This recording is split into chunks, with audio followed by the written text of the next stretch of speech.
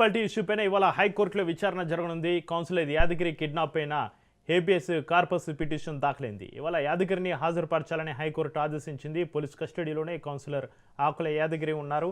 ఇక ఇవాళ ఆయన్ని కోర్టులో హాజరుపరచనున్నారు. నిన్ననే చైర్మన్, వైస్ చైర్మన్ ఎన్నిక ప్రక్రియ చేపట్టారు అధికారులు. చివరి నిమిషంలో హైకోర్టు ఆదేశాలు రావడంతో ప్రక్రియ నిలిచిపోయింది. ఇబ్రహీంపట్నం మున్సిపాలిటీపై ఇవాళ క్లారిటీ వచ్చే అవకాశం ఉంది.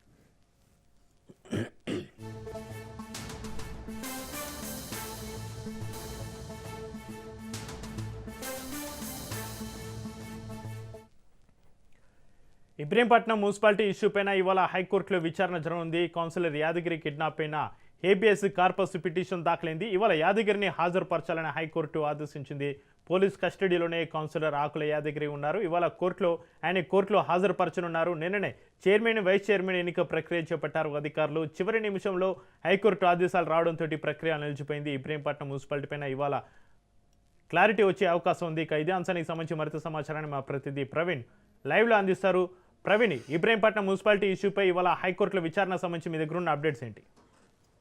చక్రి, అయితే ఇబ్రహీంపట్నం మున్సిపాలిటీ వ్యవహారం రాష్ట్ర రాజకీయంలో తీవ్ర చర్చకు దారితీస్తుంది. మున్సిపల్ కౌన్సిలర్ ఆకుల యాదగిరి కిడ్నాప్ వ్యవహారం పైన దాఖలైనటువంటి ఏబిఎస్ కార్పస్ పిటిషన్ పైన ఇవాళ హైకోర్టులో విచారణ కూడా జరగనున్నట్టుగా తెలుస్తుంది. అయితే యాదగిరిని తక్షణమే కోర్టు ముందు హాజరుపరచాలంటూ కూడా హైకోర్టు ఇప్పటికే ఆదేశాలు జారీ చేసిన నేపథ్యంలో కేసు మరింత ప్రాధాన్యతను సంతరించుకున్నట్టుగా తెలుస్తుంది. అయితే కౌన్సిలర్ ఆకుల యాదగిరి ప్రస్తుతం అయితే ఆ పోలీస్ కస్టడీలో ఉన్నట్టుగా కూడా సమాచారం అయితే వస్తుంది. ఆయనను ఇవాళ కోర్టులో హాజరుపరిచేందుకు పోలీసులు ఏర్పాట్లు చేస్తున్నట్టుగా తెలుస్తుంది. అయితే యాదగిరి అదృష్టం పైన అనంతరం పోలీస్ కస్టడీ అంశం రాజకీయంగా వివాదాస్పదంగా మారింది. ఈ నేపథ్యంలో ఆయన తరఫున హైకోర్టులో కేబిఎస్ కార్పస్ పిటిషన్ దాఖలు చేయడమైంది. ఇక మున్సిపాలిటీ చైర్మన్, వైస్ చైర్మన్ ఎన్నికల ప్రక్రియ కూడా ఈ పరిమాణాలతో నిలిచిపోయిందని తెలుస్తుంది. నిన్ననే అధికారులు ఎన్నికల ప్రక్రియను కూడా ప్రారంభించారు. అయితే చివరి నిమిషంలో హైకోర్టు ఆదేశాలతో వెలువడిన నేపథ్యంలో ఎన్నికల ప్రక్రియ నిలిపేయాల్సి వచ్చింది. ఈ క్రమంలో కొన్ని స్థానిక రాజకీయాలు తీవ్రంగా ఉత్కంఠకు దారితీస్తుంది. అయితే మున్సిపాలిటీ అధికార పోరు మధ్య